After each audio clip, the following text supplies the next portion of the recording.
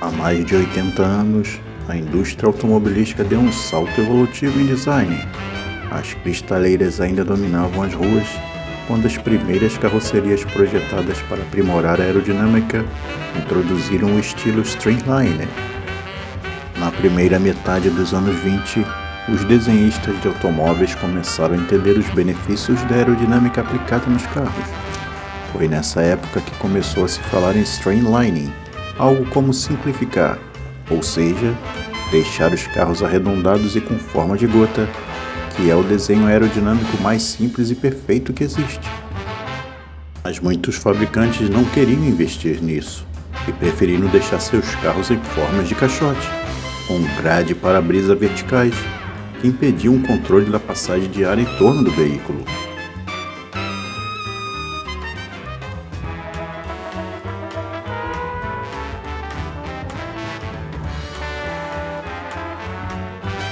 Aurel Perso foi um dos que entenderam a importância da aerodinâmica. Nascido na Romênia em 1890, formou-se no Royal Technical College of Charlottenburg de Berlim. Perso se inspirou na simples forma de uma lágrima. Em torno disso criou um carro de baixo coeficiente de penetração aerodinâmica. Era o Perso Streamliner, com carroceria aerodinâmica, cabine avançada, rodas da parte interna da carroceria e motor traseiro, muito diferente dos carros da época. O Perso Streamliner foi terminado em 1923 e no ano seguinte recebeu a patente do governo alemão pelo seu desenho revolucionário. Usava motor 1.4 de 4 cilindros e 20 cavalos de potência. Com a ajuda da aerodinâmica, chegava aos 80 km de velocidade máxima. Provar que seu carro era viável e capaz de percorrer longas distâncias, Perso dirigiu da Alemanha até a Romênia, fazendo muita publicidade pelo caminho. Tanto GM quanto Ford se interessaram pelo projeto e tentaram comprar a patente. Como nenhuma garantiu que o carro seria realmente produzido, Perso não cedeu e foi atrás de outros interessados. Infelizmente, isso provou ter sido uma decisão errada. Ninguém se interessou em produzir o Streamliner em grande volume. O romeno perdeu assim uma grande oportunidade e pouco tempo depois o carro foi guardado. Este único protótipo, que poderia ter mudado a história do automóvel, está hoje no acervo do museu na Romênia. Na década de 30, a racionalização era como uma linguagem mágica que desafiava as diferenças culturais, sociais e econômicas. Durante esta era de esclarecimento aerodinâmico, desde o final da década de 20 até o início da Segunda Guerra Mundial, houve várias escolas de pensamento sobre a aplicação dos princípios aerodinâmicos. A maioria foi desenvolvida na França, Alemanha e Estados Unidos. Curiosamente, os conceitos mais adotados na Europa tiveram suas raízes na América. As teorias diziam que para atingir maior velocidade era preciso reduzir ou eliminar a resistência do veículo ao vento. Uma maneira de espancá-lo com pura força, a outra era deslizar por ele como um florete, observou Bill Gerdes.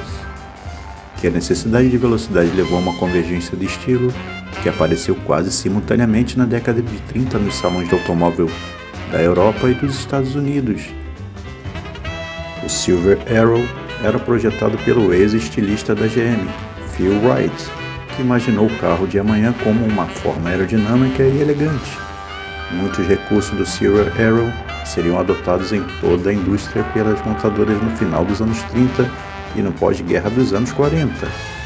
Para não ser ofuscado pelo Wright e seu Pierce Arrow, Halle Heer, da divisão de carros de luxo da GM, e Fleetwood trabalharam juntos para projetar e construir o Cadillac V16 Aerodynamic Coupe de 1933, revelado no Salão de Exposições de Chicago do mesmo ano. A Packard se entusiasmou rapidamente com esse conceito e, em 1934, 4 modelos Fastback foram exibidos em salões de automóveis. Ao contrário do Cadillac e do Pierce Arrow, no entanto, os Fatbacks da Packard foram colocados em produção. As influências do design na Europa, particularmente na Alemanha, foram as teorizadas e colocadas em prática pelo professor Willibald Kahn, diretor do Instituto de Pesquisa de Automobilismo e Motores de Veículos. Kahn trabalhou com a Daimler-Benz no carro Type 80 Land Speed Record, entre outros. Mais importante, seu trabalho semeou as sementes de aerodinâmica em toda a Alemanha na década de 30. Além dos carros de corrida, os estilistas da Mercedes-Benz ficaram encantados com as possibilidades da aerodinâmica aplicada aos carros de rua.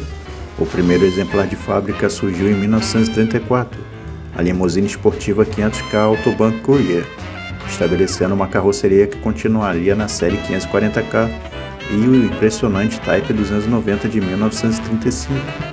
Essa mesma influência é vista na versão de produção do Mercedes-Benz 320 Streamliners, do final da década de 30, que compartilha um estilo de carroceria semelhante ao do 500K, mas a um preço mais acessível.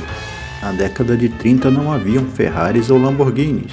Carros exóticos tinham nomes como Isotta Fraschini, Hispano Suíça, Delaware e Talbot Lago. Na América, no entanto, esses nomes não eram familiares. As marcas estrangeiras mais conhecidas da época, Mercedes-Benz e Rolls-Royce, eram de competência exclusiva da Sociedade Americana de Cafés. No entanto, havia uma marca estrangeira que milhões de americanos conheceram no final dos anos 30, a Delage.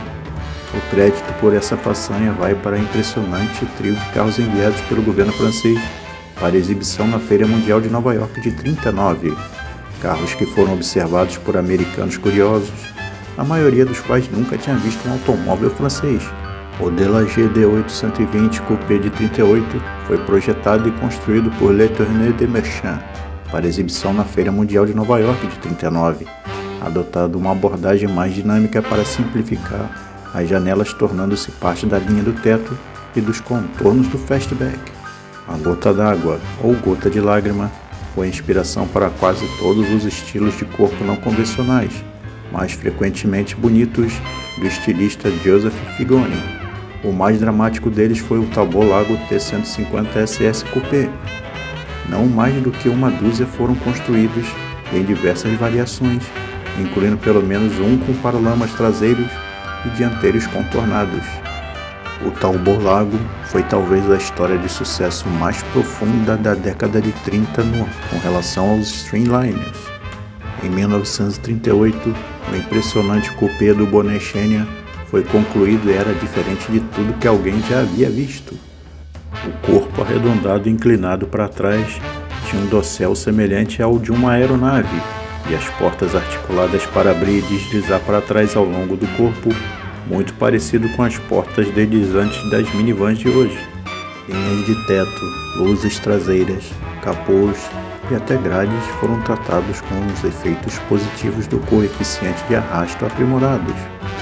O fato de tudo ter acontecido simultaneamente na Europa e nos Estados Unidos torna a simplificação uma coincidência misteriosa e maravilhosa.